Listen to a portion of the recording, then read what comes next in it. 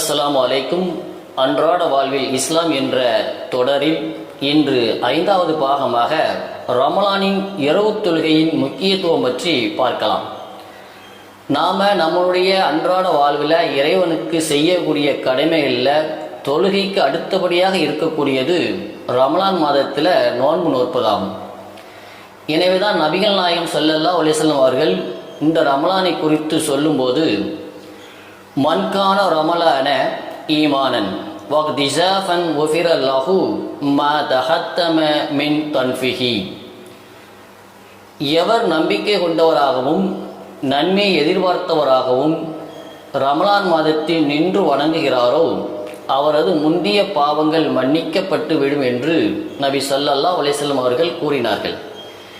இது புகாரில 37ஆகவும் முஸ்லிமில் 1391வது ஹதீஸாகவும் அபூ ஹுரைரா ரலி அவர்களால் அறிவிக்கப்படுகிறது.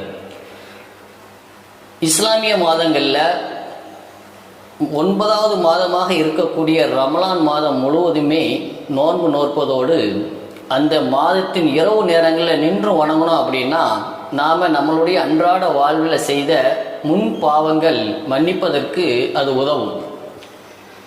ரமலான் மாதம் முழுவதுமே அல்லாஹ்வுடைய அருள் நிறைந்த மாதமாக இருக்கிறது.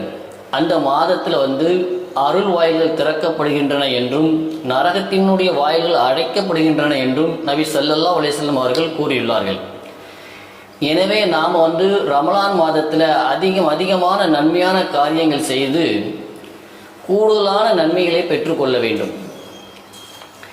இறைவனுக்கு நாம் செய்யக்கூடிய கடமைகளில் தொழுகைக்கு முதலிடம் இருக்கு. அதிலும் குறிப்பாக கடமையான தொழுகைக்கு பிறகு சிறப்பான தொழுகை இரவுல தொழக்கூடிய தொழுகை தான்.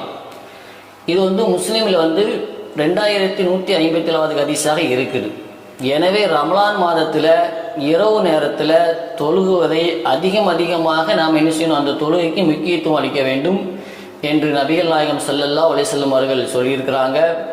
எனவே நாம் நம்மளுடைய தொழுகையில் அலட்சியம் காட்டாமல் 5 நேர தொழுகைகளையும் சரியான முறையில் தொழுது ரமலான் மாதத்தில் நோன்பு நோற்று இரவு நேரங்களில் அதிகமாக தொழக்கூடிய பாக்கியத்தை அல்லாஹ் நம் அனைவருக்கும் தந்து அருள் செய்வானாக. அஸ்ஸலாமு அலைக்கும்.